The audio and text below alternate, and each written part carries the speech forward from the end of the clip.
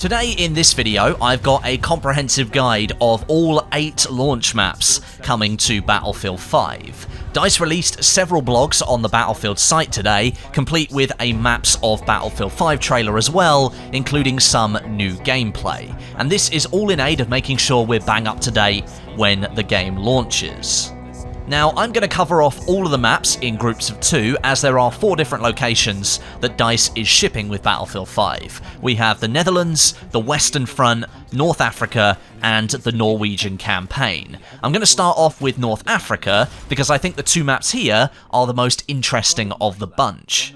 First up, HAMADA. This will be the biggest map shipping with Battlefield 5, and it outsizes many previous large maps that have shipped with previous Battlefield titles. One example is Caspian Border 2014 in Battlefield 4, and that was quite a big map. Now, HAMADA is inspired by a strategic point between Libya and Egypt, and was the scene of a pivotal battle between Axis and Allied powers in 1941 and 1942. A huge brick bridge spans across a dry ravine below, giving vehicles a chance to move across the dry desert ground. The map also features an airstrip near the extremities, and gives players a chance to experience proper ground-to-air flight combat, something's been missing from Battlefield titles since Battlefield 3. Of all of the maps, this one I think brings the all-out war feeling of a Battlefield game the most.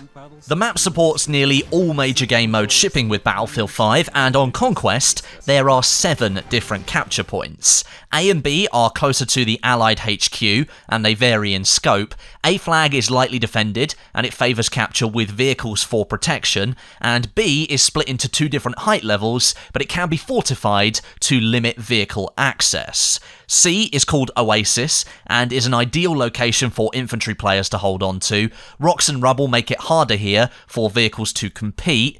D is called Bridge Camp, and it sits at one end of the large stone bridge within the centre of the map, and this flag grants you an additional tank spawn if you hold on to it, and it acts as a choke point for vehicles that are looking to try and get across to the other side of the map. E flag is called Desert Ruins, and presents plenty of brick structures which are ideal for hiding spots for infantry.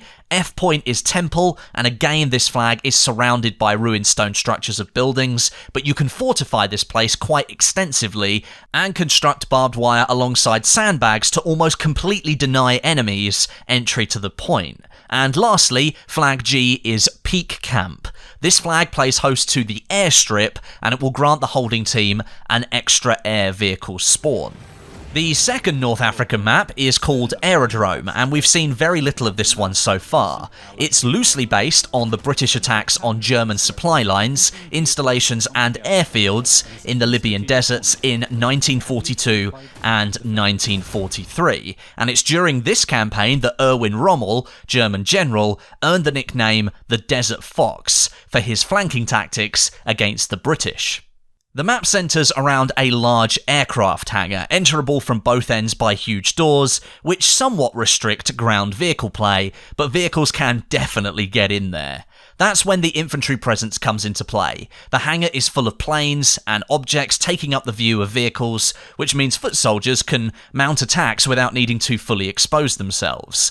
The map has plenty of fortification opportunities, so support players should feel right at home here, and there's plenty of long lines of sight as well. Recon soldiers will be able to make use of their bolt-action rifles and spotting gadgets.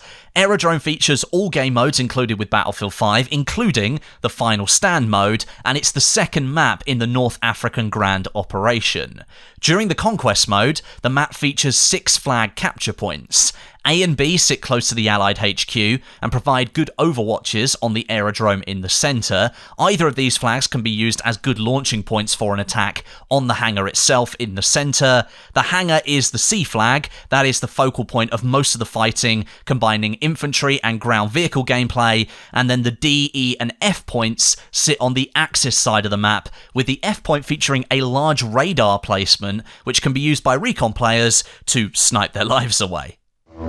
Moving on from North Africa, let's check into the Western Front maps. Here we have Arras and Twisted Steel. Starting off with Arras, this map forms the second part of the Western Front Grand Operation and is dominated by yellow colours. A central village provides a great place for ground vehicles and infantry to fight over multiple flag locations, and the outer fields will allow the planes above to swoop down on infantry and vehicles, bringing them into the mix as well. The church in the village features an enterable bell tower, which can be used as a sniper's nest to look around the rest of the map, and the map features all game modes in Battlefield 5, and a big emphasis is put on fortifications here. The fields are full of trench building locations, and during rounds of breakthrough where the gameplay sweeps across the map from one side to the other, these trench locations will provide vital cover in those open fields. Moving on to Twisted Steel now, this map is the first part of the Western Front Grand Operation, and we see a complete change in map style here. This one is inspired by the events at the fortified sector of the River Escaut in 1940. That's on the border between Belgium and France. This would have been a forerunning battle that saw the Germans push the Allies up against the French coast and led to the evacuation from Dunkirk. The map features the largest single structure ever made for a Battlefield game, this partly destroyed metal bridge that spans the entire length of the map. Now, this bridge plays host to two different flags during a match of conquest, that's just how big it is, and it's filled with debris, broken vehicles and rubble, making your trip across the bridge much more eventful. Lots of objects to block lines of sight, but still a path that allows tanks and other vehicles to weave along it if they dare to do so.